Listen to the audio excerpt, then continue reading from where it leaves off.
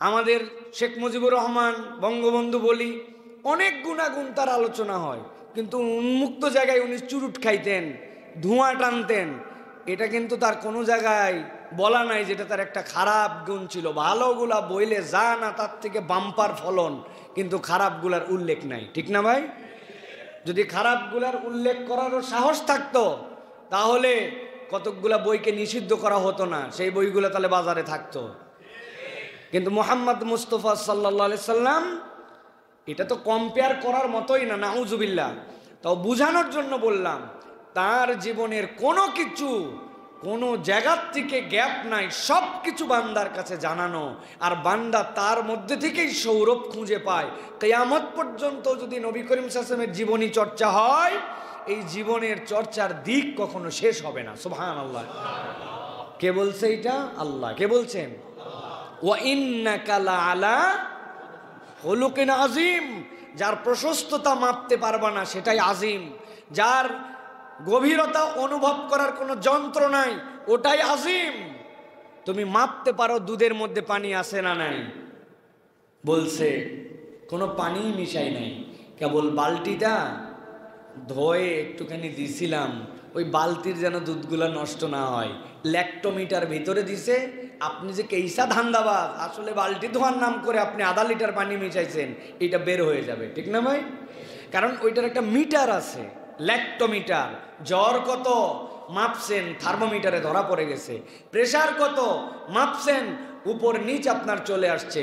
কিন্তু আল্লাহ গ্যারেন্টি দিচ্ছেন, আমার হাবিবের চরিত্র এমন সুমহান, পৃথিবীর কোনো ব্যারোমিটারে, পৃথিবীর কোনো নিক্তিতে এটা মেপে শেষ করা যাবে না। কিয়ামত হয়ে যাবে, মুহাম্মদ সাল্লাল্লাহু আলাইহি ওয়াসাল্লামের গুনাগুণ শেষ হবে না। সুবহানাল্লাহ। তাহলে সেই মানুষ, সেই মহান ব্যক্তি, তার গুণের কোনো শেষ নাই।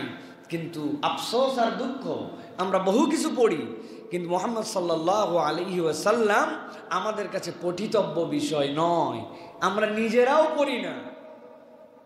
ওলামায়ে কেরাম, তালেবে ইলম কত কিছু পড়ে, সুসাহিত্যিক হওয়ার জন্য উপন্যাস পড়ে, ভালো করে বক্তৃতা শেখার জন্য বক্তৃতার বই পড়ে,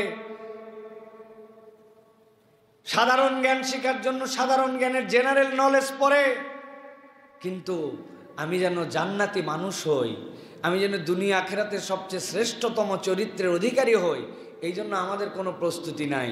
আমাদের মুহাম্মদ সাল্লাল্লাহু আলাইহি ওয়াসাল্লামের চরিত্র আমরা পড়ি না। অনেক আলেম ওলামার কাছে, তালেব ইলমের কাছে, যে 15-16 বছরে তার পড়ালেখার জীবনের একাডেমিক ক্যারিয়ার শেষ করছে, কিন্তু বুকে হাত দিয়ে বলতে পারবে না আমি 300 পৃষ্ঠার 200 পৃষ্ঠার মুহাম্মদ সাল্লাল্লাহু আলাইহি ওয়াসাল্লামের একটা জীবনী আদ্যবান্ত পড়ে শেষ করছি, বলতে পারবে না।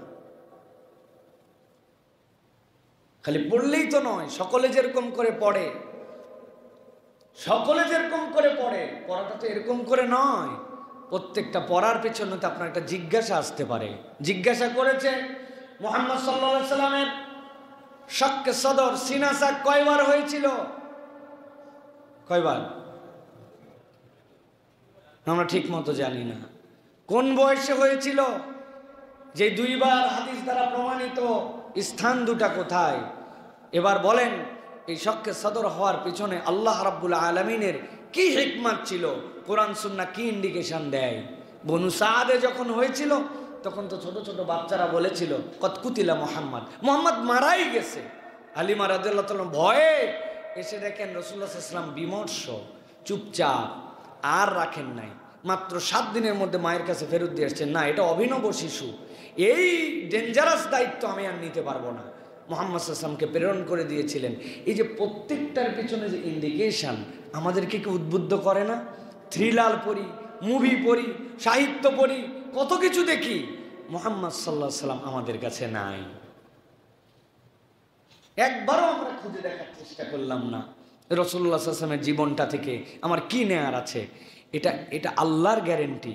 আপনি একই জিনিস যতবার পড়বেন ততবার আপনার কাছে নতুন নতুন বিষয় আবির্ভূত হবে। আমি কতকগুলো বইয়ের কথা বলি, তার মধ্যে একটা বইয়ের কথা বলি, ইসলামিক ফাউন্ডেশন থেকে প্রকাশিত ছিল, আখলাকুন নবী সাল্লাল্লাহু আলাইহি ওয়াসাল্লাম। পুরা রাসূলুল্লাহ সাল্লাল্লাহু আলাইহি ওয়াসাল্লামের জীবনটাকে হাদিসের আলোকে আখলাকুন নবীর মধ্যে নিয়ে আসা এত চমৎকার গ্রন্থ। রাহিকুল মাকতুমের কথা আপনারা জানেন। এছাড়াও যেমন ছিলেন তিনি সালে আল মুনাজ্জিদের লেখা। আচ্ছা, আপনার বাড়িতে উপন্যাস আছে, কার কার নাম বলেন না, দু একজন উপন্যাসিকের। বাংলাদেশের কার আছে? হুমায়ুন আহমেদ আর রবীন্দ্রনাথ ঠাকুর, বঙ্কিমচন্দ্র আছে না?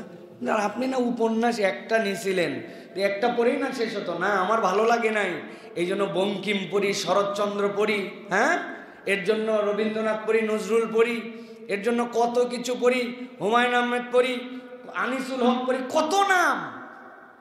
কিন্তু আপনার কি মনে হলো না যে আমার বাড়িতে একটা কর্নার থাকবে, যেই কর্নারটাতে আমার টার্গেট থাকবে, যেখান থেকে পাই, যেভাবে পাই, মুহাম্মদ সাল্লাল্লাহু আলাইহি ওয়াসাল্লামের সম্পর্কে যা লেখা হয়েছে, আমি একটা বাজেট করলাম আমার লাইফে 20,000 টাকা, আমার একটা আলমারি, আমার একটা কর্নার, নবীজি 30 ধরনের জীবনী আছে।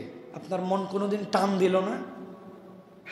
হ্যাঁ, কত হাজার টাকা তো খরচ করে ফেললেন, কত ভ্যারাইটির জিনিস আনলেন, যেইগুলা নাম বললাম এইগুলা নাম আর বলতে চাই না।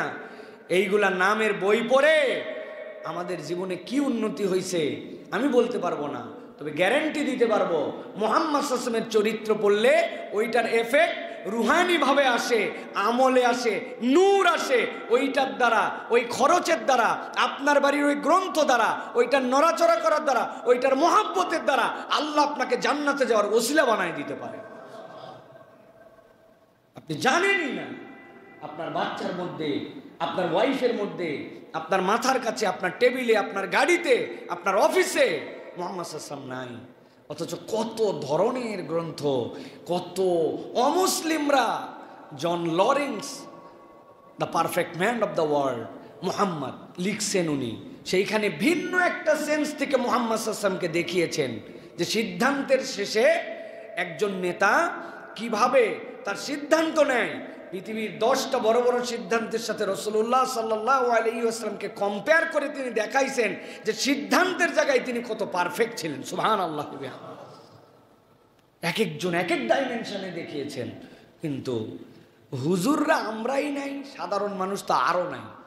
গত বছর আপনাদের কাছে ঘোষণা দেওয়ার পর আমাদের এক ভাই পুরা আমার কাছে এখানে, তাকে আমরা পুরস্কৃত করার কথা ছিল, তিনি পুরা সিনপসিস নবী করিম সাল্লাল্লাহু আলাইহি ওয়াসাল্লামের জীবনীর বর্ণনা করেছিলেন। আমি আপনাদের কাছে আবারও ঘোষণা দিতে চাই, আপনারা যদি 1 মাস, আজকে হচ্ছে আমাদের 13 তারিখ, আজকে আগামী মাসের 13 তারিখে যদি আল্লাহ হায়াতে রাখে, 1 মাস টাইম দিলাম, যে যে বই মন চায় আপনি একটা রাসূল সাল্লাল্লাহু আলাইহি ওয়াসাল্লামের জীবনী কিনবেন, থাকলে আপনি ওইটা পড়বেন, পড়ার পরে রাসূল সাল্লাল্লাহু আলাইহি ওয়াসাল্লামের জীবনী থেকে 5টা দিক ওই বই পুরাটা পড়ে, আল্লাহ সাক্ষী আর কাউকে দরকার নাই, আপনি আপনার নাম জমা দিবেন, আমরা আপনাদেরকে সম্মানিত করব যে আপনি অন্তত মুহাম্মদ সাল্লাল্লাহু আলাইহি ওয়াসাল্লামকে নিয়ে একটু নড়াচড়া করছেন। পারবেন ইনশাআল্লাহ? পারবেন ইনশাআল্লাহ? প্রিয় ভাইরা, আল্লাহ আমাদেরকে কবুল করুক। আজকে আমরা সংক্ষিপ্ত সময়, আমার শরীরটা একটু ভালো যাচ্ছে না, এই জন্য আমি খুব বেশি প্রেশার দিয়ে কথা বলতে পারবো না, ঠান্ডা মাথায় কতগুলো বিষয় আপনাদের সামনে উপস্থাপন করব। এই বিষয়গুলি থেকে আল্লাহ যেন রাসূলুল্লাহ সাল্লাল্লাহু আলাইহি ওয়াসাল্লামের মহব্বত আমাদের হৃদয় উজ্জীবিত করে, আল্লাহ রাব্বুল আলামিন যেন আমাদেরকে আমাদের জীবনে নবীজির এই চরিত্রের ছায়া যেন আমাদের জীবনে সেই রং রূপ নিয়ে ভাস্বর হতে পারে, আল্লাহ যেন তৌফিক দান করেন। একটা গুণ ছিল নবীজির, খুবই বিশাল গুণ, সেটি ছিল ভালো এবং যোগ্য মানুষদের জন্য নবী করিম সাল্লাল্লাহু আলাইহি ওয়াসাল্লাম সফলতার দোয়া করতেন। সমাজে অনেক মানুষ থাকে, কিন্তু কিছু মানুষ ইউনিক, কিছু মানুষ আলাদা, স্বতন্ত্র। আপনি দেখে বুঝেন এই মানুষটা 10টা মানুষ থেকে কোয়ালিটি অন্য। এই মানুষটা যদি ইসলামের পক্ষে এসে যায়, এই মানুষটা যদি দিনদারির মধ্যে চলে আসে, সমাজের একটা ভিন্ন রকম পরিবেশ হতে পারে। এই মানুষটা যেরকম, এই মানুষ যদি আরো মর্যাদার আসনে চলে যায়, তাহলে দিন, ইসলাম, সমাজ আরো বেশি উপকৃত হবে। মনের মধ্যে তার জন্য কোনো হিংসা নয় যে সে যদি আসে তাহলে আমার লস, ওই যদি হয় আমার কি লাভ, এই কুক্ষিগত মন না রেখে বরং ভালো এবং যোগ্য মানুষদের সফলতার জন্য দোয়া করা, এটা হচ্ছে মুহাম্মদ সাল্লাল্লাহু আলাইহি ওয়াসাল্লামের অন্যতম শ্রেষ্ঠ গুণাগুণ। সুবহানাল্লাহ। আল্লাহ নবী সাল্লাল্লাহু আলাইহি সাল্লাম যখনই কোনো মানুষের মধ্যে কোনো কোয়ালিটি দেখতেন, কোনো গুণাগুণ দেখতেন, ওই মানুষের কোনো পারফরমেন্সের কারণে নবীজি যদি মনে করতেন এই মানুষটা ইসলামের জন্য কল্যাণকর হবে, এই মানুষটা যদি বড় হয়, এই মানুষটা যদি সামনে আসে, তাহলে উম্মাহ তার দ্বারা উপকৃত হবে, নবী করিম সাল্লাল্লাহু আলাইহি সাল্লাম সব সময় চাইতেন ওই মানুষটা যেন ইসলামের সুশীতল ছায়ার তলে চলে আসে, আর আল্লাহ রাব্বুল আলামিন যেন তাকে হেদায়েতের রাস্তার উপরে আসীন করে দেন। হযরতে আব্দুল্লাহ ইবনে আব্বাস রাদিয়াল্লাহু তাআলা বলছেন, নবীজি সাল্লাল্লাহু আলাইহি সাল্লাম যেই সময় মক্কায় কঠিন সময় পার করছেন, ওই সময় আল্লাহর নবী সাল্লাল্লাহু আলাইহি সাল্লাম বারবার অনুভব করতেন দুইটা মানুষ মক্কায় আছে, যেই মানুষগুলার প্রভাব প্রতিপত্তির সাহস, যেই মানুষগুলার বলিষ্ঠতা এত বেশি প্রখর, এই মানুষগুলা যদি ইসলামের ছায়ায় আসে, ইসলাম তার দ্বারা উপকৃত হবে, অন্যদের প্রতি তার প্রভাব পড়ে যাবে। হযরত আব্দুল্লাহ ইবনে আব্বাস বলছেন, আমি নিজে কানে শুনলাম নবীজি নিজের চক্ষু পানি বের করে দিয়ে আল্লাহর কাছে দোয়া করছেন, আল্লাহুম্মা আইজ্জাল ইসলাম বিআহাব্বি হাযাইনির রাজুলাইনি ইলাইকা বিআবি জাহলিন আও বিউমর ইবনুল খাত্তাব। এই রব্বুল আলামিন, আমি আপনার কাছে ফরিয়াদ করি, আল্লাহুম্মা আইজ্জিল ইসলাম বিআহাব্বি হাযাইন, এই রব্বুল আলামিন, আমি পছন্দ করি আপনি ইসলামকে সম্মানিত করুন এই দুইজন ব্যক্তির মধ্যে থেকে একজনকে দিয়া, বিআবি জাহালিন, হয় আবু জেহেল, অথবা বিউমর ইবনুল খাত্তাব, অথবা ওমর ইবনুল খাত্তাবকে আপনি ইসলামের জন্য কবুল করে নেন। আল্লাহ নবী সাল্লাল্লাহু আলাইহি সাল্লাম আল্লাহর কাছে নিজে এইভাবে ফরিয়াদ দিয়েছেন। এই হাদিসের ব্যাখ্যায় মুহাদ্দিসিনে কেরাম বলছেন, নবীজি সাল্লাল্লাহু আলাইহি সাল্লাম আরেকটা হাদিসের মধ্যে বলেছেন, আল্লাহুম্মা ইজ্জিল ইসলাম বিউমর ইবনুল খাত্তাব খাসসা, আই রব্বুল আমিন, আপনি ওমর ইবনুল খাত্তাবকে দ্বারা ইসলামকে সম্মানিত করুন, ইসলামের মর্যাদা বৃদ্ধি করুন। আগেরটার মধ্যে দোয়া করেছিলেন দুইজনের জন্য, কিন্তু দোয়াটা কবুল হয়েছে ওমরে ফারুকের জন্য। মুফাসসিরিনে কেরাম ব্যাখ্যা করছেন কারণ কি, কারণটা অনেকে বলছেন আল্লাহ নবীর ওই দোয়ার মধ্যে আল্লাহই তার মধ্যে বের করেছেন, কিন্তু আল্লাহ নবী একটা কথা বলে বসছিলেন। ওমরের নাম যেখানে বলেছেন সেখানে ওমরের যা নাম তাই বলেছেন, কিন্তু আবু জেহেল তো আবু জেহেলের নাম ছিল না, তার জাহালতের কারণে, তার মূর্খামির কারণে, তার বিরাট বিরোধিতার কারণে তার নাম ছিল আবু জেহেল। আল্লাহর নবী নিজেই বলেছেন আবু জেহেলকে আল্লাহ ইসলামের দ্বারা সম্মানিত করো, জাহেলকে দিয়ে সম্মান কেমনে হয়? আল্লাহ রাব্বুল আলামিন এই জন্য নবীজির মুখ নিঃসৃত ওমর ইবনুল ফারুক রাদিয়াল্লাহু তাআলা আনহুর জন্য দোয়াটা কবুল করে নিয়েছেন। এই জন্য আল্লাহর নবীর দীক্ষা হচ্ছে, যত বড়ই দুশ্মন হোক, যত বড়ই ক্ষতিকারক মানুষ হোক আপনার চোখে, কিন্তু আপনি যদি নিজের হৃদয় থেকে অনুভব করেন এই মানুষ যদি হেদায়েত পায়, এই মানুষ যদি ইসলামের পক্ষে এসে যায়, ইসলামের কল্যাণ হবে, তাহলে তার জন্য ধ্বংসের দোয়ার আগে তার জন্য হেদায়েতের দোয়া করতে হবে। নবীজি সাল্লাল্লাহু আলাইহি সাল্লাম দোয়া করতে কখনো কার্পণ্য করতেন না। আর আপনার আমার অন্তর এমন ভাবে কৃপণ, আপনার আমার মুখ থেকে দোয়া আসে না, মন থেকে দোয়া আসে না, দোয়াকে আমরা আনুষ্ঠানিক বানিয়ে নিয়েছি। ছোট্ট একটা হাদিসে কারিমা সকলেই জানেন কম বেশি, কিন্তু দুইটা ভিন্ন ডাইমেনশনে খেয়াল করে দেখেন এইভাবে এই হাদিসের পূর্ণ রূপ শুনেছেন কিনা। হযরত আবু হুরায়রা রাদিয়াল্লাহু তাআলা আনহু নবীজি সাল্লাল্লাহু আলাইহি ওয়াসাল্লামের দরবারে এসে মাথা নিচু করে বসে আছেন। নবীজি বুঝতেন আবু হুরায়রা চঞ্চল প্রকৃতির মানুষ, তরুণ একজন মানুষ, কিশোর একজন মানুষ, সব সময় নিয়ে থাকে। নবীজি জিজ্ঞাসা করেছেন, একটা সাহাবীর মুখ মলিন, এটাও নবীজি খেয়াল করেছেন, আবু হুরায়রা ব্যাপার কি? ইয়া রাসূলুল্লাহ, আপনার কাছে আসলে আমার বলো ভালো লাগে, কিন্তু যেই না বাড়িতে যায়, আমার মা তো মুসলিম নন, আমার মা তো মুশরিক, মুশরিক হলেও সমস্যা নাই, কিন্তু আপনার ব্যাপারে অসংলগ্ন কথা বলে, নবীজির ব্যাপারে যদি উল্টাপাল্টা কথা বলে, হৃদয় তো আমার ফেটে যায়, ইয়া রাসূলুল্লাহ, আমি সহ্য করতে পারি না। নবীজি সাল্লাল্লাহু আলাইহি ওয়াসাল্লামকে আবু হুরায়রা বললেন, ইয়া রাসূলুল্লাহ, আপনি আমার মায়ের হেদায়েতের জন্য একটু দোয়া করেন। নবীজি সাল্লাল্লাহু আলাইহি ওয়াসাল্লাম এক মুহূর্ত দেরি করলেন না, তার সাহাবীর মুখ মলিন, আর তার সামনে নবীর ব্যাপারে বাজে কথা বলে, আল্লাহ নবীর সাথে সাথে দোয়া করলেন, আল্লাহুম্মা ইহদি উম্মা আবি হুরায়রা, আয় আল্লাহ আবু হুরায়রার মার জন্য আপনি হেদায়েতের রাস্তাটা সহজ করে দেন। আবু হুরায়রা রাদিয়াল্লাহু তাআলা নবীজির দোয়া শোনার পরে তার বাড়ির দিকে রওনা হয়ে গেলেন। আবু হুরায়রা রাদিয়াল্লাহু তাআলা নিজে মুখে বলছেন, আমি যখন বাড়িতে পৌঁছানোর পরে দেখি দরজাটা বাহির দিয়ে লাগানো, আর ভিতর দিয়ে আমার মায়ের গোসল করার শব্দ আমি শুনতে পাচ্ছি, এবং তাড়াহুড়াও তিনি করছেন। গোসল করার পরে তাড়াহুড়া করে কাপড় পরলেন, কাপড় পরার পরে দরজা খুলে আবু হুরায়রা যখন ভিতরে গেছেন, সাথে সাথে আবু হুরায়রাকে বলছো, আবু হুরায়রা, আমার মনের মধ্যে ভিন্ন রকম একটা ইচ্ছা এখন জেগেছে, আমি আর দেরি করতে চাই না, তুমি আমাকে এক্ষুনি শাহাদা পাঠ করায় মুহাম্মদের দলভুক্ত করে না। হযরত আবু হুরায়রা তাকে সাথে সাথে পড়িয়েছেন, আশহাদু আল্লা ইলাহা ইল্লাল্লাহ ওয়া আশহাদু আন্না মুহাম্মাদান আবদুহু ওয়া রাসূলুহু। নবীজির দোয়া কবুল হয়ে গেছে। হযরতে আবু হুরায়রার চেহারা চকচক করতে শুরু করেছে, আনন্দে উদ্বেলিত হয়ে বলছে, মা তুমি আমার কাছে হেদায়েত এনেছো, কিন্তু চলো নবীর দরবারে। এখন মাকে টানতে টানতে নবীজির দরবারে নিয়ে আসছেন হযরত আবু হুরায়রা। আনার পরে বলছি, ইয়া রাসূলুল্লাহ, আপনি দোয়া করেছেন, আমার মার সাথে সাথে ঈমান এনে ফেলেছে, এই যে আমার মা, এই যে আমি, কিন্তু ইয়া রাসূলুল্লাহ নবীজিও খুশি, আল্লাহ রাব্বুল আমিন তার দোয়া কবুল করেছেন। নবীজি ক্রেডিট নিজের উপরে নিলেন না, বলেন আল্লাহর প্রশংসা করো, আল্লাহ রাব্বুল আমিন হেদায়েত দিয়েছেন, খুশি হও, আল্লাহর প্রশংসা করো। হযরত আবু হুরায়রা আলহামদুলিল্লাহ বললেন, বলার পরে বলেন, ইয়া রাসূলুল্লাহ, আমার আরেকটা দোয়া লাগবে, আপনার কাছে একটু দোয়া করেন। কি দোয়া? বলে, ইয়া রাসূলুল্লাহ আপনি দোয়া করেন আমার মা এবং আমি যেন মুমিনদের কাছে প্রিয় পাত্র হয়ে যায়, আমার মাকেও যেন মুমিনরা ভালোবাসে, আবার আমাকেও যেন মুমিনরা ভালোবাসে। সুবহানাল্লাহ।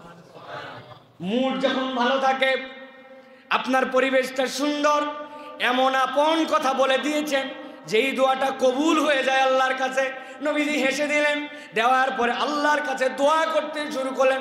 সাহাবীদেরকে সামনে নিয়ে, আল্লাহুম্মা হাব্বিব উবাইদাকা হাযা, আয় আল্লাহ এই ছোট্ট গোলাম আবু হুরায়রাকে আপনি প্রিয় বানায় নেন আপনার, ইয়ানি আবু হুরায়রা ওয়া উম্মাহু ইলা ইবাদিকাল মুমিনিন ওয়া হাব্বিব ইলাইহিমুল মুমিনিন।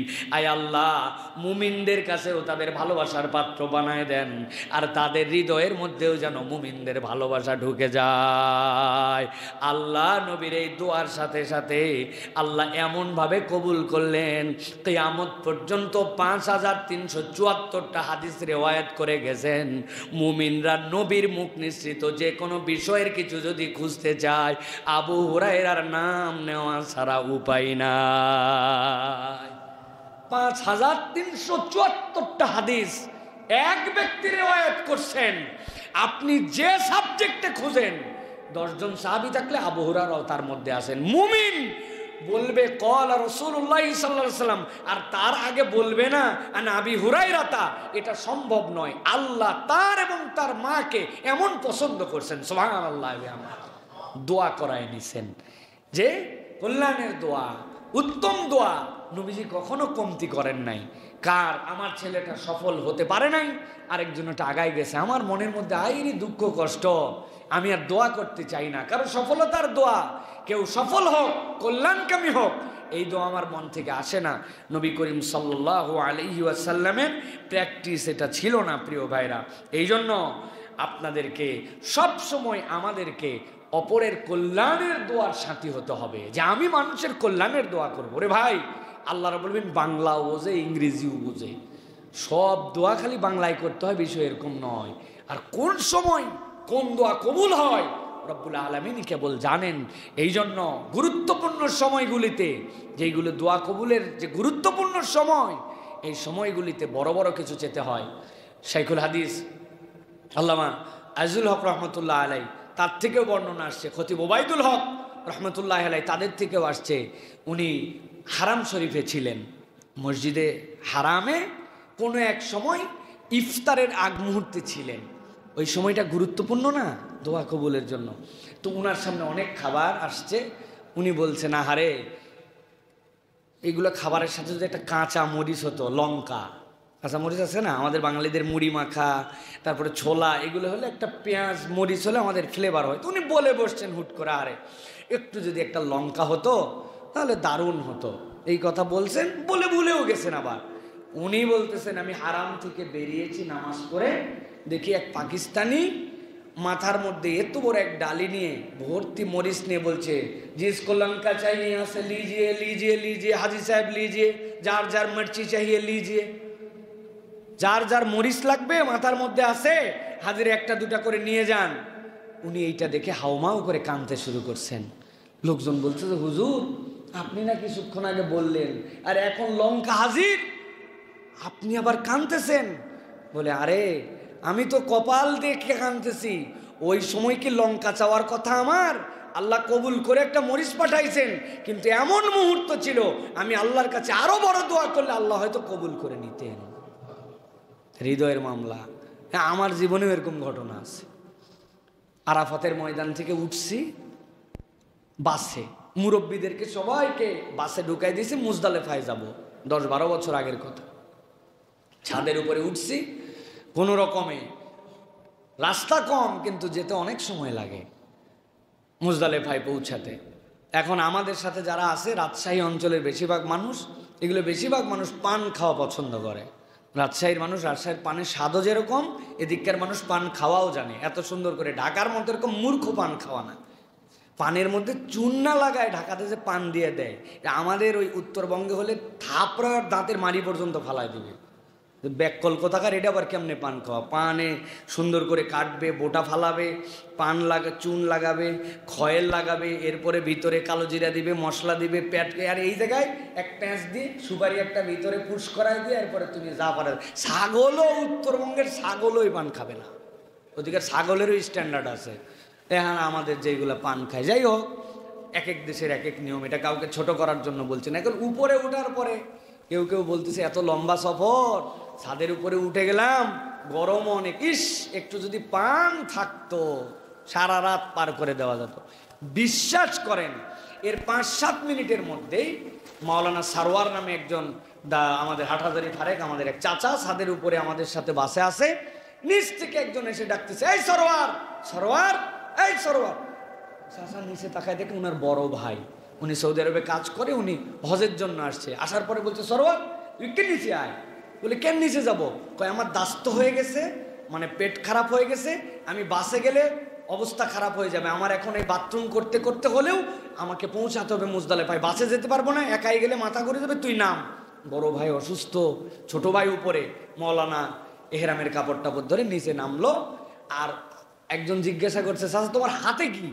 একটা পলিথিন আছে। আরে পলিথিন ভর্তি পান, এগুলো পান কে খাবে, ধর তোরা। বলে ছাদের উপরে ফিকে দিয়ে দিছে।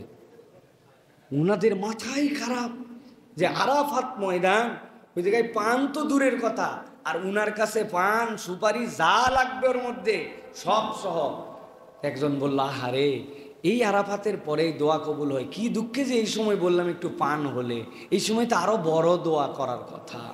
প্রিয় ভাইরা, দোয়া বান্দার জীবনে বিরাট নিয়ামত, এটাকে কখনো ছোট করা না করা, আমি করলে হবে, উমুকি করলে হবে না, এরকম ভাবার কোনো কারণ নাই। আল্লাহ কোন সময় বান্দার দোয়াটা কবুল করে নেবেন। এই জন্য মন যখন ভালো থাকে, মানুষের যখন খুশ মেজাজ থাকে, মানুষ যখন একটা মুডে থাকে, দোয়াটা ওই সময় নিয়ে নিতে হয়। এটা সাহাবায়ে কেরাম বুঝতেন। নবী করিম সাল্লাল্লাহু আলাইহি সাল্লামের কাছে দোয়া এই জন্য চেয়ে বসতেন, নিজেরা দোয়া করতেন। আল্লাহ রাব্বুল আলামিন এই দোয়ার বরকতে মানুষের ভাগ্য পরিবর্তন করে দেন। তাহলে আমাদের টার্গেট হবে অমুক মানুষটা, তমুকটা, এই ব্যক্তিটা আমি যদি মনে করি ইসলামের জন্য কল্যাণকর, উনাকে জানানোর দরকার নাই, আল্লাহর কাছে আমরা তার জন্য দোয়া করব, পারবো না ইনশাল্লাহ। আর একটা জেনারেল দোয়া কি, রব্বানা গফির লানা ওয়া লিইখওয়ানিনা আল্লাযীনা সাবাকুনা বিল ঈমান। আল্লাহ যারা চলে গেছে আমাদের থেকে সবাইরে তুমি মাফ করে দাও। তাদের ব্যাপারে অন্তরের মধ্যে আমাদের কোনো গিল রেখো না, হিংসা রেখো না আল্লাহ। আমাদের মুসলমানদের অন্তরগুলোর মধ্যে তুমি সৌন্দর্য পয়দা করে দাও। এটা একটা জেনারেল দোয়া। এইটা নবী করিম সাল্লাল্লাহু আলাইহি ওয়াসাল্লামের অনন্যতা। অধিকাংশ মানুষই আমরা এরকম টার্গেট করে দোয়া করি না। এই গুণটা আমাদের মধ্যে নিতে হবে। পারবো ইনশাআল্লাহ? এটা গেল একটা। 2 নম্বর, নবী করিম সাল্লাল্লাহু আলাইহি ওয়াসাল্লামের আরেকটা গুণ ছিল, যদি কেউ গুনাহগারও হতো, ভুলও করত, তার দ্বারা কদর্যতাও যদি প্রকাশ পেত, নবীজি সাল্লাল্লাহু আলাইহি সাল্লাম তার সাথে নম্রতার সাথে তার বিষয়টি ধরায় দিতেন। কখনো তার সাথে তার পাপের কারণে রূঢ় আচরণ, ভিন্ন রকম আচরণ, হিংসাত্মক কথাবার্তা রাসূল আরবি সাল্লাল্লাহু আলাইহি সাল্লাম বলেন নাই। বুঝাতে পারছি আপনাদেরকে? মানুষের ভুল আছে না, অপরাধ আছে না, মানুষের মধ্যে অনিসলাম আছে না, তার আমলের ঘাটতি আছে, ফিস্ক আছে, কিন্তু এইটাকে নিয়ে ট্রল করা অথবা এইটাকে নিয়ে ক্রিটিসাইজমূলক কথা বলা, এটা কোনো মুসলমানের আদত হতে পারে না। নবী করিম সাল্লাল্লাহু আলাইহি ওয়াসাল্লাম থেকে হাদিস আসছে, খেয়াল করেন। হযরতে আবু উমামা বলছেন, এক যুবক নবী করিম সাল্লাল্লাহু আলাইহি ওয়াসাল্লামের কাছে আসলেন। আসার পরে নবী করিম সাল্লাল্লাহু আলাইহি ওয়াসাল্লামকে বলল, ইয়া রাসূলুল্লাহ, একটা বিষয়ের অনুমতি নেওয়ার জন্য আপনার কাছে আসছি। বলো বলো কি? বলে, ইয়া রাসূলুল্লাহ, আমাকে জিনা করার অনুমতি দেন। সাহাবায়ে কেরাম বলছে, চুপ চুপ, এই কি থাম বেটা, কি এর অনুমতি নিস? নবীজির কাছে জিনার অনুমতি নিতে আসছে, কে সাহস? সাহাবায়ে কেরাম হাদিসের ভাষায় এইটা, চুপ চুপ, থামা, বেকুব কোথাকার। নবীজি বলে, নাই তোমরা থামো, ওকে আমার কাছে আসতে দাও। সাহাবায়ে কেরাম চিন্তা করলো, আল্লাহু আকবার, নবী কি আর জিনার অনুমতি দেয় নাকি? নাউজুবিল্লাহ। ভাবটা এরকম যে স্পষ্ট হারাম, নবী আবার বলতেছেন আমাদেরকে থামায়, ওকে আমার কাছে পাঠাও। নবী করিম সাল্লাল্লাহু আলাইহি ওয়াসাল্লামের কাছে আসলো, হাদিসের মধ্যে আসছে। এরপরে রাসূলুল্লাহ সাল্লাল্লাহু আলাইহি ওয়াসাল্লাম বললেন, পাশে বসো। পাশে বসলো, বলল যে তোমার কাছে আমি 4টা কথা জিজ্ঞাসা করব, উত্তর দাও। জি ইয়া রাসূলুল্লাহ। তুমি আমার কাছে জেনার অনুমতি নিয়ে আসছো। আচ্ছা, ধরো কোনো মানুষ তোমার মায়ের সাথে জেনা করার অনুমতির জন্য আসলো, তুমি কি বলো? এটাকে তুমি পছন্দ করবে? সে বলতেছে, আল্লাহি, এটা কেমন কথা ইয়া রাসূলুল্লাহ, অসম্ভব। আমি আমার মায়ের সাথে জেনার অনুমতি তো দূরের কথা, এটা আমি সহ্যও করতে পারবো না। নবীজি বললেন, ধরো মা বাদ দিলাম, তোমার বোনের ব্যাপারে কেউ বলল যে তার সাথে সে জেনা করবে, এটা কি তুমি চাও? বলে, না ইয়া রাসূলুল্লাহ, আল্লাহ, এটা আমি মোটেও পছন্দ করব না, এটা আমি সহ্যই করতে পারবো না। নবীজি এরপরে বললেন, তোমার ফুপু, তোমার আব্বার বোন, তার সাথে জেনা হোক, ব্যভিচার হোক, কেউ অনুমতি নিয়েই তার সাথে বিবাহ বহির্ভূত সম্পর্ক করবে, তুমি কি বলবে? বলি, আল্লাহ ইয়া রাসূলুল্লাহ, আমার ফ্যামিলির, আমার বাপের বংশের ফুপুর সাথে চাই না। নবীজি এবার 4 নম্বর বললেন, তোমার খালা, তোমার মায়ের দিকে, তোমার মাও না, তোমার বোনও না, তোমার বাপের আত্মীয় না, খালা, ও তোমার বাপের সাথে বিয়ে হয়েছে না, সম্পর্ক ওই দিকে গেছে। বলি, ইয়া রাসূলুল্লাহ, আল্লাহি, আমি আমার খালার সাথেও জেনা ব্যভিচার হোক, এটা কখনোই মেনে নিতে পারবো না। নবীজি বললেন, এই পৃথিবীর সম্পর্কে মা, খালা, বোন আর ফুপু, এই 4টার মাধ্যম দিয়ে মানুষের সাথে রিলেশন হয়। তুমি এইগুলো যদি পছন্দ না করো, তুমি কার সাথে জেনার অনুমতি চাও? কারো না বোন, কারো না মা, কারো না খালা তার নিসবত, কারো না ফুপু তার নিসবতে, তাহলে তুমি কেমনে জেনা করার অনুমতি চাও? ওই রকম ভাবে তো তারাও পছন্দ করে না। যুবকের মাথা নিচু হয়ে গেল। নবীজি যুবকের গায়ের মধ্যে হাত দিলেন, দেওয়ার পরে বললেন, আল্লাহুম্মা গফির যামবাহু ওয়া তাহহির কলবাহু ওয়া হাসসিন ফারজা। হে আল্লাহ, আমার এই তরুণের অন্তরটাকে আপনি পবিত্র করে দেন। হে আল্লাহ, সে যে ভুল কথা বলছে, এই গুনাহটা তার মাফ করে দেন। ওয়া হাসসিন ফারজা, আর তার এই যে লজ্জাস্থান, এটার হেফাজতকারী স্বয়ং আল্লাহ আপনি হয়ে যান, তার মধ্যে দক্ষতা বাড়ায় দেন। ওই যুবক ছিল মক্কা মদিনার সবচেয়ে স্মার্ট এবং সবচেয়ে মুত্তাকি যুবক। সুবহানাল্লাহ। কি ট্রেনিং নবী করিম সাল্লাল্লাহু আলাইহি ওয়াসাল্লাম দিলেন, হ্যাঁ? কি আদর তাকে দেখালেন, কি অসভ্য প্রস্তাবের কি বিনম্র উত্তর, কাছে সহবত, গায়ে টাচ করে, আদর করে, তাকে দোয়া করে। নবী করিম সাল্লাল্লাহু আলাইহি ওয়াসাল্লাম কেবল পাপ করার ইচ্ছা করছে, পাপ করেও নাই, তার সাথে এরকম আচরণ করলেন। আর আপনার আমার অন্তর ভর্তি বিষ, দাড়ি রাখা বিরাট বড় ওয়াজিব আমল। একজনের দাড়ি নাই, মনে করছে এর ইসলামেই নাই, এ জাহান্নাম বোধহয় কিনে নিছে। আমাদের আচরণে এরকম মনে হয়, তাই না? নামাজ পড়ছিস, আজকে ফজরটা খালি পড়তে পারি নাই, বাকিটা পড়ছিস, তাহলে লাভ কি? তোর শুরুই হয়নি, তুই তো জাহান্নামের মধ্যে এক পা দিয়ে আছিস, খালি মরবি আর জাহান্নাম। কেইসা আমাদের অ্যাপ্রোচ, কেইসা আমাদের আমল, অপর মুসলমানকে যেন জাহান্নামে পৌঁছাতে পারলে আমাদের সফলতা, তাই না ভাই? একটা বিষয় বাংলাদেশে ঐক্যমত হয়ে গেছে, সবাই জাহান্নামে যাবে। কেননা আমি দেখছি আমার গ্রুপ জান্নাতি, বাকি সব জাহান্নামী। ও আবার দেখছে ওর দৃষ্টিভঙ্গিতে ওর গ্রুপ জান্নাতি, বাকি সব জাহান্নামী। তাহলে একটা ঐক্য হয়েছে যে সবাই জাহান্নামী সবার দৃষ্টিভঙ্গিতে, অথচ হওয়ার কথা ছিল উল্টা। ওস্তাদ আব্দুল্লাহ জাহাঙ্গীর রহমাল্লাহ বলতেন, আহারে তুমি মানুষকে দূরে ঠেলার অজুহাত খুঁজো না, মানুষকে কাছে তোলার অজুহাত খুঁজো। ওর দাড়ি নাই, ও টাকনুর নিচে কাপড় পরে, 2-3 ওয়াক্ত নামাজ মিস করে, কিন্তু নামাজকে অস্বীকার করে নাই। টাকনুর নিচে কাপড় পরা নিষেধ, এটাকে অস্বীকার করে নাই।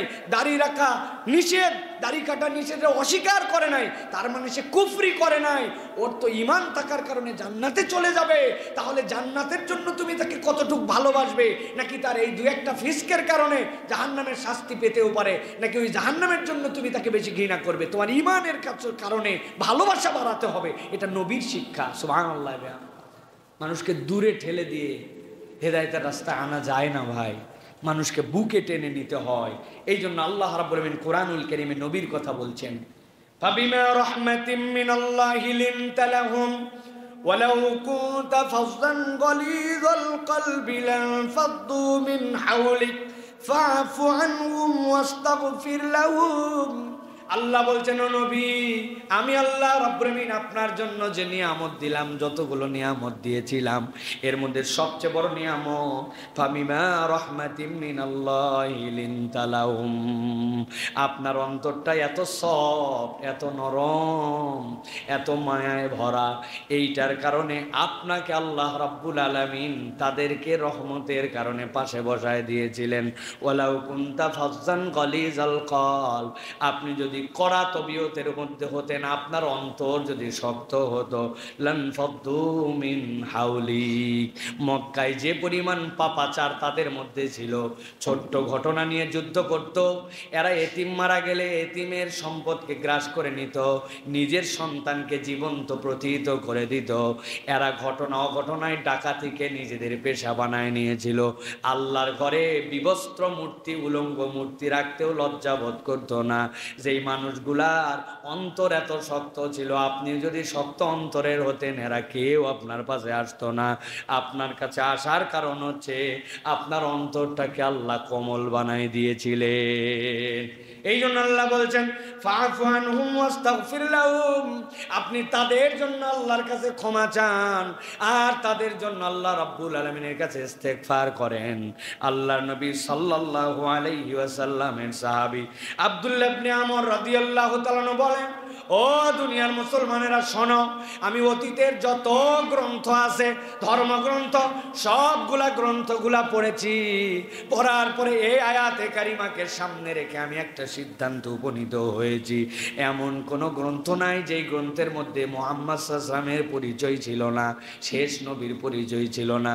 আর ওই গ্রন্থগুলার মধ্যে আল্লাহর হাবিবের 5টা গুণাগুণের কথা আল্লাহ উল্লেখ করে দিয়েছিলেন। আব্দুল্লাহ ইবনে আমর বলেন, 1 নম্বর নবীর গুণ ছিল কঠোর হবেন না নবী, 2 নম্বরে কঠিন ভাষায় কথা বলবেন না, 3 নম্বরে নবীজি বাজারে ঘোরাফেরা তথা অযথা আড্ডাবাজ হবেন না, 4 নম্বরে মন্দ আচরণের জবাব উত্তম আচরণ দিয়ে দিবেন, আর 5 নম্বরে ক্ষমাশীল এবং দয়ালু স্বভাবের হবেন। এই 5টা গুণের কথা আল্লাহ প্রত্যেক পয়গম্বরের গ্রন্থে মুহাম্মদ সাল্লাল্লাহু আলাইহি ওয়াসাল্লামের ব্যাপারে উল্লেখ করেছেন। তার উম্মত যদি এই 5টা গুণে গুণান্বিত হয়, আল্লাহ মুহাম্মদ সাল্লাল্লাহু আলাইহি ওয়াসাল্লামের উম্মতকে তার তালিকার মধ্যে রেখে দিবে। 5টা গুণাগুণ খুব গুরুত্বপূর্ণ। কঠোর হওয়া এটা নবীজির সিফাত নয়। কঠিন ভাষায় কথা বলা, বাপরে এমন কথা বলে দিছে কলিজা সেদা হয়ে এপার থেকে ওপার বেরিয়ে গেছে, তাই না?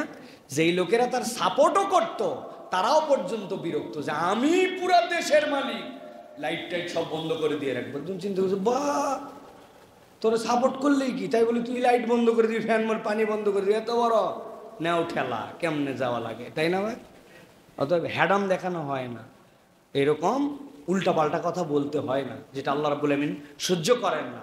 আমিত্ব যেন না আসে, আমি দিয়েছি, আমি করেছি, মানে আমি সব ফ্যাক্টরি আমি, এইটা আল্লাহ রাব্বুল আমিন পছন্দ করেন না। এই সভা বাজারে ঘোরাফেরা যত আড্ডাবাজি, নবীওয়ালা চরিত্র না, বিনা কারণে ফাও ফাও, কোনো কারণ নাই।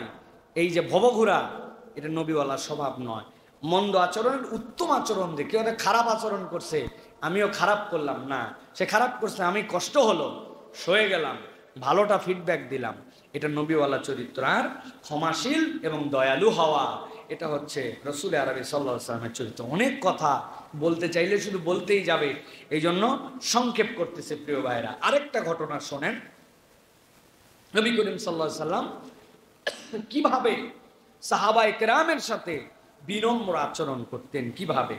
হযরতে মাইজ বিন মালিক রাদিয়াল্লাহু তাআলা আনহু, বিখ্যাত সাহাবীর ঘটনা, মাইজ বিন মালিক রাদিয়াল্লাহু তাআলা জেনার ঘটনা। হযরতে মাইজ বিন মালিক নবীজির কাছে আসলেন, আসার পরে বললেন, ইয়া রাসূলুল্লাহ, আমাকে পবিত্র করেন। নবীজি বললেন, তোমার ধ্বংস হোক, যাও আল্লাহর কাছে ইস্তেগফার করো, করে মাপ চাও আল্লাহর কাছে। এই লোক নাসর বান্দা আবার খানিকক্ষণ পরে এসে বলছে, ইয়া রাসূলুল্লাহ, আমাকে পবিত্র করেন। নবীজি বলছেন, তোমার ধ্বংস হোক। এই ধ্বংস মানে ওই ধ্বংস না, আমরা বলেন শর্ত সর, তো ওইটা নবী করিম সাল্লাল্লাহু আলাইহি ওয়াসাল্লামের স্টাইল ছিল ভাষা। তোমার ধ্বংস হোক, আমার কাছে কেন পবিত্র করে আসতে হবে, আল্লাহ পবিত্র করে, যাও আল্লাহর কাছে ইস্তেগফার করো। সে নাসর বান্দা 3 নম্বরে বলছে, ইয়া রাসূলুল্লাহ, আমাকে পবিত্র করেন। নবীজি বলছেন, আচ্ছা কথা তো বললাম, আল্লাহর কাছে তওবা করো, আল্লাহ সব মাফ করে দেয়, আমার কাছে কেন? বলি, ইয়া রাসূলুল্লাহ, ঘটনা আছে। বলে, কোন অপরাধ থেকে পবিত্র করব তোমাকে? বলি, ইয়া রাসূলুল্লাহ, আমি জেনা করে ফেলেছি, আমার জেনা থেকে আপনি আমাকে পবিত্র করেন। নবীজি বলেন, এই এর কি মাথা ঠিক আছে? উল্টাপাল্টা কথা বলে। বংশ যারা গোত্রের লোক তাদের কাছে বললেন, ওরা বলছে, ইয়া রাসূলুল্লাহ, উনি তো অসংলগ্ন আচরণ করে না, ওনার মাথা ঠিক আছে। নবীজি পার করে দেওয়ার জন্য, কাটায় দেওয়ার জন্য নবীজি বললেন। এরপরে নবীজি বললেন, ও নিশ্চয় ফিস্ক করছে, মদ খেয়ে ফেলছে। মদ না খেলে এরকম কথা বলে নাকি কেউ? 2 জন লোক লাফ দিয়ে উঠে যায়, তার মুখের মধ্যে নাক দিয়ে শুকলো, শুকে বলে, ইয়া রাসূলুল্লাহ, উনি মদও পান করে নাই। নবী করিম সাল্লাল্লাহু আলাইহি ওয়াসাল্লাম দেখলেন সাহাবায়ে কেরামের সামনে, তারপরেও সে বলতেছে, ইয়া রাসূলুল্লাহ, আমাকে পবিত্র করেন। নবীজির মুখ মলিন হয়ে গেল। নবীজি শেষ পর্যন্ত বললেন, যাও ওকে রজম করো, পাথর নিক্ষেপ করে তার শাস্তি তাকে বুঝায় দাও। সাহাবায়ে কেরাম তাকে টাইনে নিয়ে চলে গেলেন গারকাত বাকি গোরস্থান যেখানে, ওখানে যাওয়ার পরে তারা প্রথমে পাথর মারেন নাই, তারা প্রথমে হাড্ডি, মাটির ঢেলা, এইগুলা তাকে নিক্ষেপ করতে শুরু করলেন। এটাতে তিনি সহ্য করতে না পেরে দৌড় দিছেন। দৌড় দেওয়ার পরে পিছে পিছে সাহাবায়ে কেরাম দৌড় দিছেন, নবীজি যেহেতু তাকে রজম করতে বলছেন। কিন্তু উনার দৌড় দেওয়ার উদ্দেশ্য ভিন্ন ছিল, যে এরা তো আমাকে পাথর মারতেছে না, এরা মারতেছে আমাকে মাটি, ঢেলা, হাড়। কিন্তু নবীজি তো রজম বলতে পাথর বুঝাইছেন। উনি একটা পাথরের প্রান্তরে যায় চুপ করে দাঁড়ায় গেলেন। সকলে তাকে পাথর মারতে মারতে এক পর্যায়ে তিনি এই পাথরের মধ্যে মিলিন হয়ে গেলেন। তিনি, তার রূহ এখান থেকে বেরিয়ে গেল। সাহাবায়ে কেরাম ফেরত আসলেন। আসার পরে নবী করিম সাল্লাল্লাহু আলাইহি ওয়াসাল্লামের কাছে বলতে শুরু করলেন, ইয়া রাসূলুল্লাহ, মাইসকে এখানে আমরা এরকম করছিলাম, সে দৌড় দিল, তারপরে ওই জায়গায় যে দাঁড়ায় গেল, আমরা পাথর নিক্ষেপ করে শেষ করলাম। নবীজি বললেন, যখন সে দৌড় দিল তখন তোমরা ছেড়ে দিলে না কেন? যদি ছেড়ে দিতে, আল্লাহ যদি তার তওবা কবুল করে নিতেন, তোমরা কেন ঘাবড়ায় গেলে? তারপরেও সাহাবায়ে কেরাম এই কথা শুনে চুপ করে গেলেন। এই ঘটনা সাহাবায়ে কেরামের জীবনে প্রভাব ফেলে দিল। বাজারে হাটে আলোচনা হতে শুরু করলো। একদল সাহাবী বলতে শুরু করলেন যে তার পাপই তাকে মৃত্যুর দিকে ঠেলে নিয়ে গেছে, যদি পাপ না থাকতো তাহলে মৃত্যু পর্যন্ত যেত না। আরেকদল সাহাবী বলতে শুরু করলেন, না না, ও তো ভালো মানুষ, যেই পাপ দুনিয়ার কেউ দেখে নাই, সে না বললে কেউ জানতোই না, কেউ তার বিপক্ষে অভিযোগও দিতে আসে নাই, তাহলে সে কত বড় ভালো মানুষ, আল্লাহকে ভয় করে সে তওবার নিয়তে এটা করছে, খবরদার এ কথা বলো না। নবীজি 3 দিন কোনো কথা বললেন না, সাহাবায়ে কেরামের সাথে কোনো কথা বললেন না, চুপচাপ নবী করিম সাল্লাল্লাহু আলাইহি ওয়াসাল্লাম একদম চুপচাপ থাকলেন। 3 দিন পরে নবী করিম সাল্লাল্লাহু আলাইহি ওয়াসাল্লাম একদিন এসে দেখলেন সাহাবায়ে কেরামের মধ্যে তখনও এই ঘটনা নিয়ে, মাইজের ঘটনা নিয়ে গুঞ্জন হচ্ছে। নবীজি সকল সাহাবীর দিকে তাকায় বলেন, এই সাহাবায়ে কেরাম, তোমরা তোমার ভাই মাইজের জন্য আল্লাহর দরবারে ক্ষমা প্রার্থনা করো। সবাই ইস্তেগফার করলো, আল্লাহ মাইজকে মাফ করে দাও। এরপরে নবীজি বললেন, তোমরা না বলেছিলে তার মৃত্যু তাকে টেনে নিয়ে গেছে, কেউ বলেছিলে তার তওবা আল্লাহর কাছে গ্র্যান্ড হয়েছে। আমি মুহাম্মদ সাল্লাল্লাহু আলাইহি ওয়াসাল্লাম তোমাদেরকে জানালাম, মাইজ ওই যে ওইখান থেকে দৌড় দিয়ে রজম পর্যন্ত গিয়েছিল, মাইজ যে তওবাটা আল্লাহর কাছে করেছিল, এই তওবাটা যদি পুরা উম্মতের মধ্যে ভাগ করে দেওয়া হতো, এটা যথেষ্ট হয়ে যেত। রাসূলুল্লাহ সাল্লাল্লাহু আলাইহি ওয়াসাল্লাম ছাড় দিতে চেয়েছেন। কেন? কেননা কেউ তো অভিযোগ করে নাই, নিজে নিজে আসছে নবীজি তার এইটাকে, তারপরেও তার যে অবস্থান, সাহাবী তিনি ভুল করে ফেলছেন, তার যেন সম্মানহানি না হয়, এই জন্য আল্লাহ রাব্বুল আলামিন তার জন্য এটার বর্ণনা করলেন। নবী করিম সাল্লাল্লাহু আলাইহি ওয়াসাল্লাম এরপরে তেলাওয়াত করেছেন আয়াতে কারিমা, ওয়াকিমিস সালাতা তারাফাইন নাহার ওয়া যুলাফাম মিনাল লাইল ইন্নাল হাসানাত ইউযহিবনাস সাইয়্যাত যালিকা যিকরা লিয-যাকিরিন। আল্লাহ রাব্বুল আলামিন বলছেন, তোমরা রাতের কিয়দাংশ সালাত আদায় করো, তোমরা দিনের শুরু আর রাতের শুরু, ফজর আর মাগরিব, এই দুটা ঠিক রাখো। আর ওয়াতরাফাম মিনাল লাইল, রাতের কিয়দাংশ, ফজরের আগের তাহাজ্জুদ, কোনো ব্যক্তি যদি ফজরকে সংরক্ষণ করে, বিকালের নামাজকে সংরক্ষণ করে আর তাহাজ্জুদের নামাজ পড়ে, আল্লাহ বলছেন ইন্নাল হাসানাত ইউযহিবনাস সাইয়্যাত, তোমাদের যত অপরাধ থাক আল্লাহ ওইগুলাকে দূর করে কেবল দিবেন না, অন্য আয়াতে বলছেন সকল ভুলগুলাকে সওয়াব দ্বারা কনভার্ট করে দিবেন। সুবহানাল্লাহ, এটা নবীওয়ালা চরিত্র। চিন্তা করেন তো কত বড় পাপ উনি যদি ঘোষণা দেয় কেউ এসে, তাহলে আমরা তার কি গোষ্ঠী উদ্ধার করে ফেলবো। অথচ রাসূল সাল্লাল্লাহু আলাইহি ওয়াসাল্লাম কত সহনশীলভাবে ডিল করার চেষ্টা করছেন, ছেড়ে দেওয়ার চেষ্টা করছেন। এরকম হাদিসে আরো প্রচুর নজির আছে। নবী করিম সাল্লাল্লাহু আলাইহি ওয়াসাল্লাম এরকম করে সাহাবায়ে কেরামকে ছাড় দিতেন। এক সাহাবী এসে বলছে, ইয়া রাসূলুল্লাহ, বড় বিপদ। কি বিপদ? বলে, আমি রোজা রেখে আমার স্ত্রীর সাথে, বৈধ স্ত্রী, আমি তো স্ত্রীর সাথে মিলন করে ফেলছি। নবী করিম সাল্লাল্লাহু আলাইহি ওয়াসাল্লাম বলে, এটা তো সাংঘাতিক অপরাধ, কি করতে হবে? বলে, তুমি হচ্ছে একাধারে 60টা রোজা রাখবে। বলি, ইয়া রাসূলুল্লাহ, আমি কেইসা সাহাবী, এক রোজাতেই যে উল্টাপাল্টা করছে, আবার 60 রোজা টানা, এর আমার দ্বারা সম্ভব? আশ্চর্য কথা, তোমার দ্বারা সম্ভব? তাহলে এক কাজ করো, 60 জন মিসকিনকে 2 বেলা খাওয়াতে। বলে, নিজের সংসার চলে না, আবার 60 মিসকিনকে আমি কোথার থেকে খাওয়াবো? কি মুসিবত। নবী করিম সাল্লাল্লাহু আলাইহি ওয়াসাল্লাম, বসো, এখানে বসো, দেখা যায় কি হয়। একজন আসছে মাথাতে এক টুকরি ভর্তি করে খেজুর নিয়ে, আসার পরে বলছে, ইয়া রাসূলুল্লাহ, আপনার জন্য হাদিয়া। নবীজি বললেন, ভালো করছো, হাদিয়া গ্রহণ করার রাখো। এই নাও, ঝামেলার মধ্যে রোজা রাখতে পারবে না, উল্টাপাল্টা করছে, আবার নিজে দান করারও ক্ষমতা নাই, এগুলো নিয়ে যাও, যে সব সাদাকা করে দাও, দিয়ে 60 জন মিসকিনের তো কাপড়। ইয়া রাসূলুল্লাহ, আমি যেই সা গরিব, নিজেরই পেট চলে না, আবার এইগুলো আপনি হাদিয়া দিচ্ছেন সাদাকা। নবীজি হাসে দিচ্ছেন, এমন হাসছেন দাঁতের মাড়ির দাঁত দেখা গেছে যে কেই সারেও দান আমি দিচ্ছি, তাও বলে আমি করি। বলে, যাও তুমি যাই নিজের বাড়িতে নিজে খাও, যাও, সব শেষ। সুবহানাল্লাহ। নবীজি সহজ করতে চেয়েছেন। হজের মাসলাগুলো দেখলে বোঝা যায়। ইয়া রাসূলুল্লাহ, আগে চুল কেটে ফেলছে, লা হারাস, যাও, ঠিক আছে, যাও। নবী করিম সাল্লাল্লাহু আলাইহি ওয়াসাল্লাম উল্টা করে বলে, লা হারাস, যাও, ঠিক হয়ে যাও, যাও। ছাড়, দিনকে কঠিন করতে চান নাই। নবী করিম সাল্লাল্লাহু আলাইহি ওয়াসাল্লাম বেসিকের উপরে ঠিক ছিল, দিনের বেসিক ঠিক, কিন্তু দিনকে কঠিন করতে চান নাই। রাসূল সাল্লাল্লাহু আলাইহি ওয়াসাল্লাম চেয়েছেন তার বেশিরভাগ উম্মত যেন সহজ রাস্তায় মুক্তিটা পেয়ে যায়। সুবহানাল্লাহ। এই জন্য মানুষের জন্য কঠিন করা যাবে না। এবার 3 নম্বর, 2টা বলছি, আরেকটা শোনেন প্রিয় ভাইরা। শিশুদের সাথে রাসূলুল্লাহ সাল্লাল্লাহু আলাইহি ওয়াসাল্লামের কতগুলো ইউনিক ব্যবহার ছিল, এটা আমাদের জন্য খুব জরুরি। আমাদের যারা ছোটরা আসছে আজকে মসজিদে, তাদেরকে অ্যাটেনশন দেওয়ার জন্য বলতেছি। আর ছোটদের যারা আমাদের গাইড আছেন, মুরব্বীরা, তারাও কথাগুলি ভালো করে শুনেন।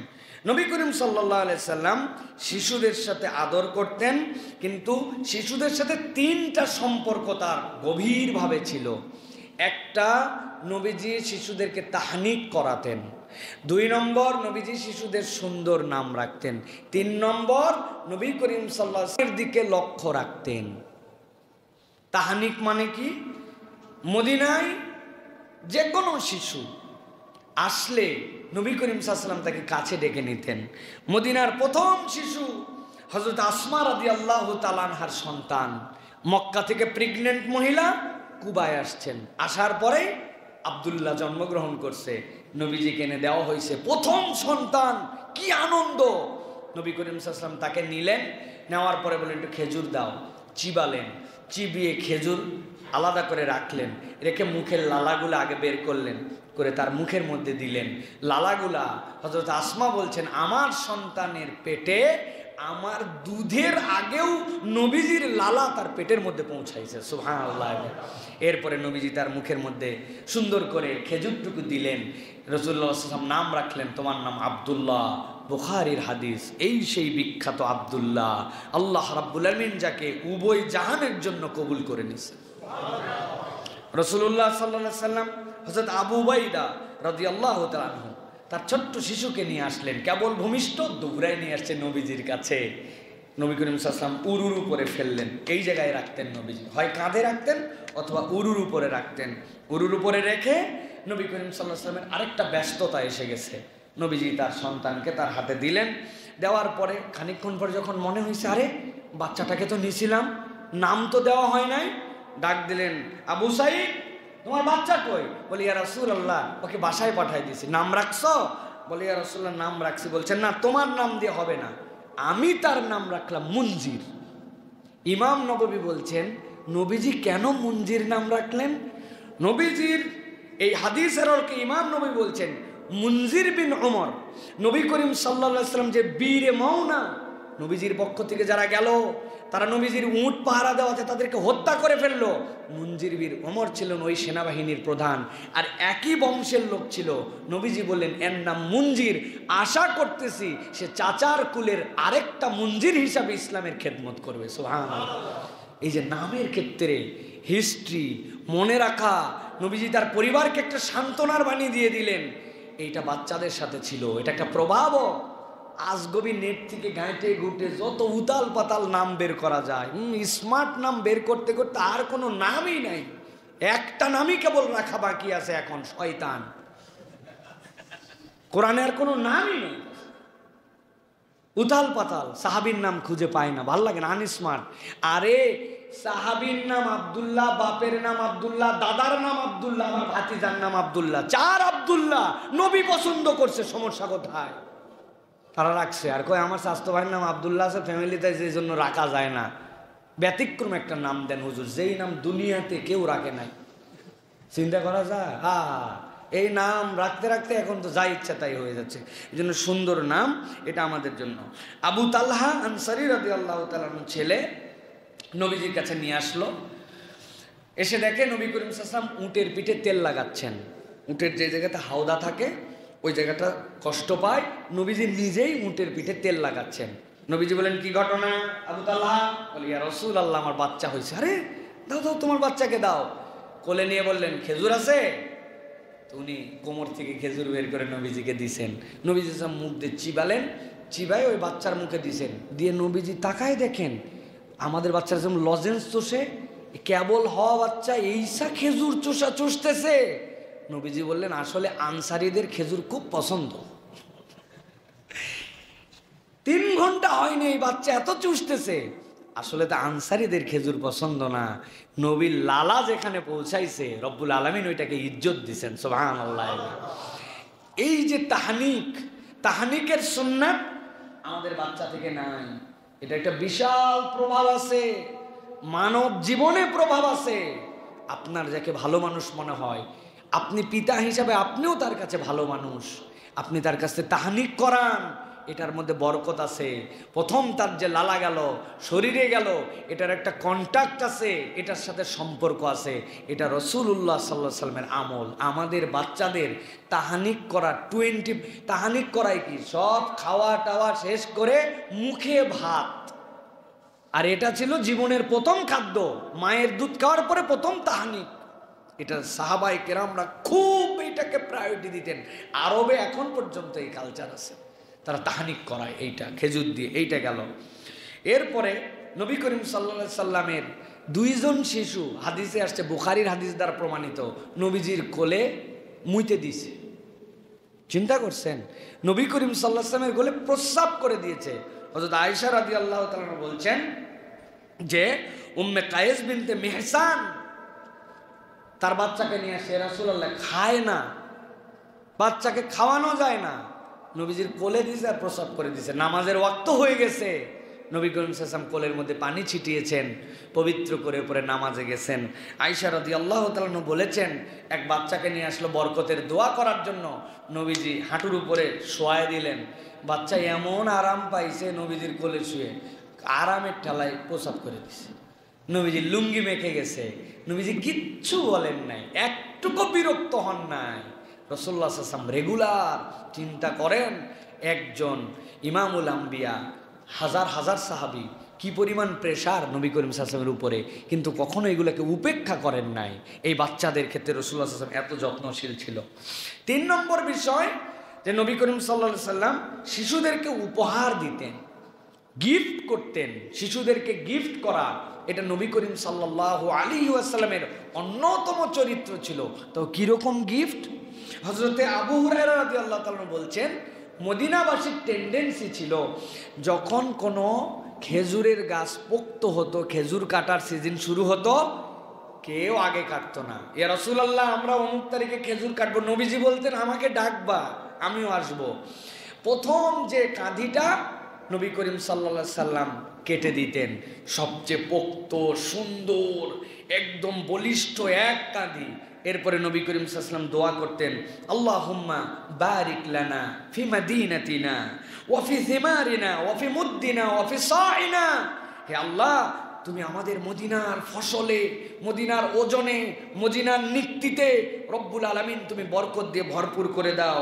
বারাকাতিম মা বারাকা, বরকতের পরে বরকত দাও, যে ব্যবসা করে, যে ওজন করে বরকত দাও।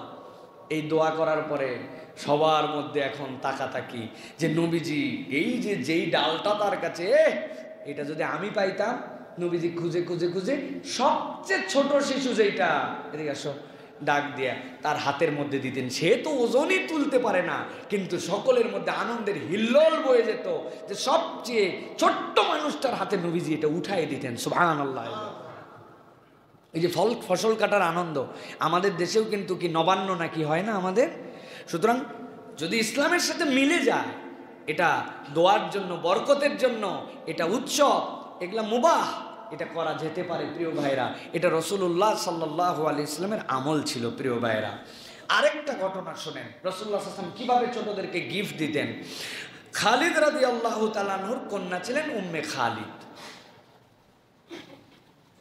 একবার মদিনায় অনেক উপহার আসলো, এর মধ্যে একটা উপহার আসলো, একটা কাপড় জরি দেওয়া, এত সুন্দর দেখতে, কিন্তু আইটেমটা লেডিস।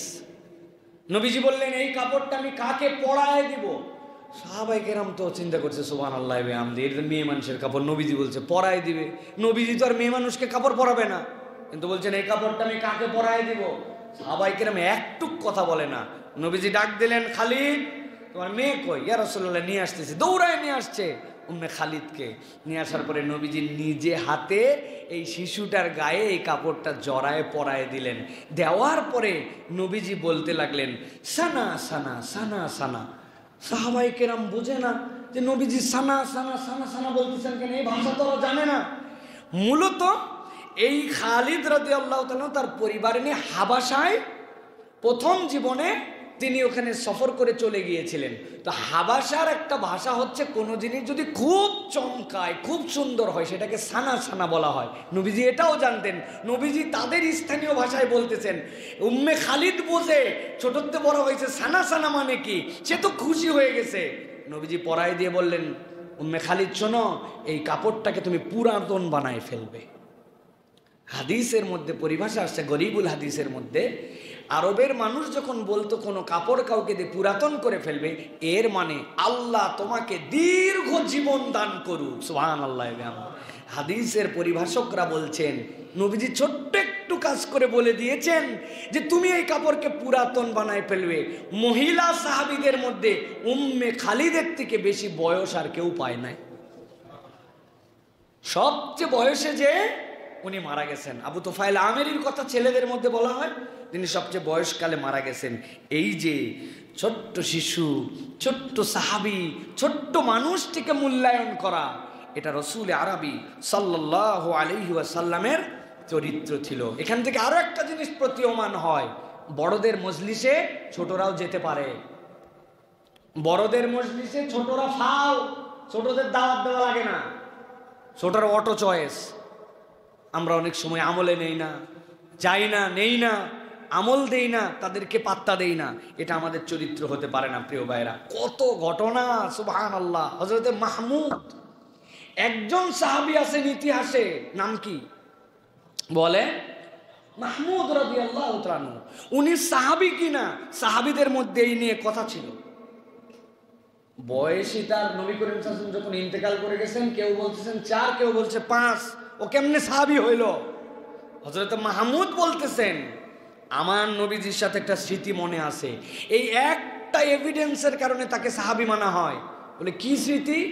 বলে একদিন নবীজির কাছে গেছি, এক বালতি পানি, নবীজি বালতির মধ্যে মুখ দিয়েছেন, মুখ দিয়ে গাল ভরাইছেন পানি দিয়ে, আমার দিকে পিচকারি দিয়ে আমার মুখের মধ্যে নবীজি পানি মারছে, আমার পুরো মুখ মেখে গেছে। আমার মনে আছে নবীজি আমার সাথে এরকম করছেন। এই একটা ঘটনার দ্বারা উনি যে নবীকে দেখছেন, স্মৃতি ছিল, এই কারণে উনি সাহাবী। সুবহানাল্লাহি ওয়া বিহামদিহি। নবী করিম সাল্লাল্লাহু আলাইহি ওয়াসাল্লাম এই মজাটা করতেন সাহাবীদের সাথে। ওই থুতুটা থুতু না, ওটা তার দিকে রহমত আর বরকত রাসূলুল্লাহ সাল্লাল্লাহু আলাইহি ওয়াসাল্লাম ছিটায় দিয়েছেন। এই যে সাহাবায়ে কেরামদের সাথে, ছোট্ট ছোট্ট মানুষদের সাথে নবীজি সালাম দিতেন, নবী করিম সাল্লাল্লাহু আলাইহি ওয়াসাল্লাম স্নেহ দিয়ে তার গায়ে হাত দিতেন, তাদের কাঁধে হাত দিতেন, তাদেরকে আদর করতেন। হযরত আনাস রাদিয়াল্লাহু তাআলা বলছেন, আমাকে নবীজি বলছেন, আনাস বাড়িতে যে সালাম দাও, তোমার বাচ্চাদেরকে তুমি সালাম দিবা। তুমি যদি বাচ্চাদেরকে সালাম দাও, তাহলে তোমার ঘরকে আল্লাহ বরকতের ঘর বানায় দিবে। নবীজির নির্দেশনা, এটা তিরমিজির হাদিস, 2698 নম্বর হাদিসের মধ্যে আসছে প্রিয় ভাইরা।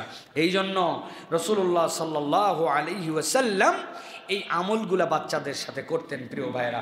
হযরতে আবু যার গিফারি রাদিয়াল্লাহু তাআলা আনহু থেকে একটা বর্ণনা আসছে, আবু রাফে বিন আমর আল গিফারি, সাহাবীর নাম আবু রাফে বিন আমর আল গিফারি। নবীজির কাছে বিচার আসছে, এক আনসার এইরকম করে ওনার কাঁধের মধ্যে ধরে নিয়ে আসছে, 11-12 বছর বয়স। যা চল মুহাম্মদ সাল্লাল্লাহু আলাইহি ওয়াসাল্লামের কাছে। নবীজি বলছেন, কি ব্যাপার? আবু রাফিকে কি জন্য নিয়ে আসছো? বলি, ইয়া রাসূলুল্লাহ, যা দুষ্ট, খালি খেজুরের গাছে ঢেল মারে মারে কাঁচা খেজুর নামায়। ছাড়ো, কি জন্য ঢেল মারো? বলি, ইয়া রাসূলুল্লাহ, এত ক্ষুধা লাগে আমার, আমি তো ক্ষুধা সহ্য করতে পারি না। নবীজির দিলটা পুড়ে গেল।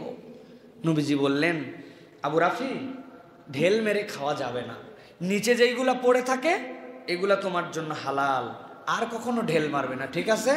নবীজি এরপরে তার জন্য দোয়া করলেন, আল্লাহ আবু রাফিকে তুমি পরিতৃপ্ত করে দাও, তার তৃষ্ণাকে নিবারণ করে দাও।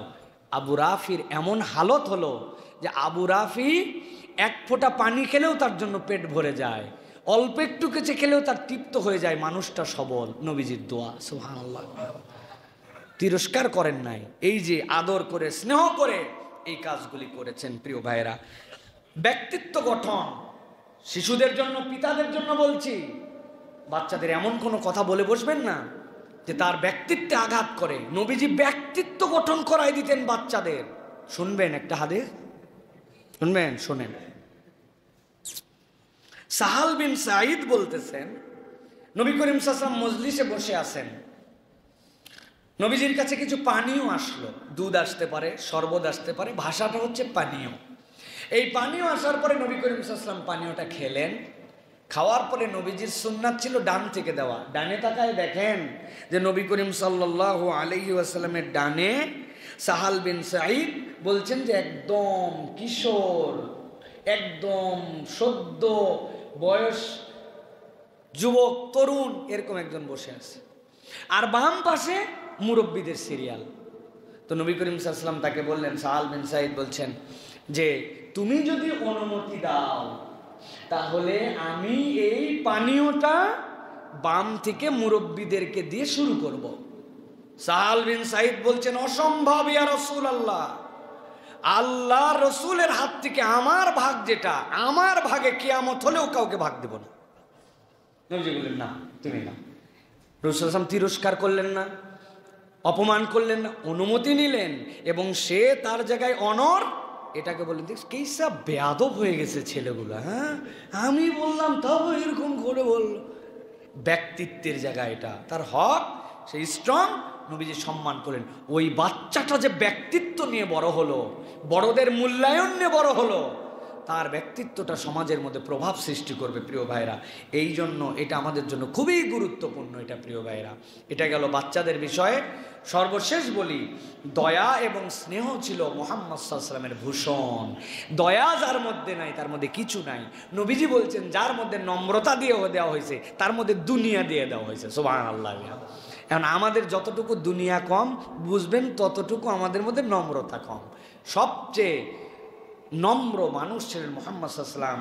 এই জন্য আল্লাহ বলছেন ওমা আরসালনাকা ইল্লা রাহমাতাল লিল আলামিন, হে রাসূল আপনাকে তো আমি রহমত করেই প্রেরণ করেছি দুনিয়ার জন্য। সুবহানাল্লাহি বিহামদি। এই জন্য প্রিয় ভাইয়েরা, একটা ঘটনা বলে আজকে শেষ করব। নবী করিম সাল্লাল্লাহু আলাইহি ওয়াসাল্লামের জীবনে তিনি কতটুকু উম্মতের জন্য রহমত চাইতেন, কি ধরনের মানুষ ছিলেন রাসূলুল্লাহ সাল্লাল্লাহু আলাইহি ওয়াসাল্লাম।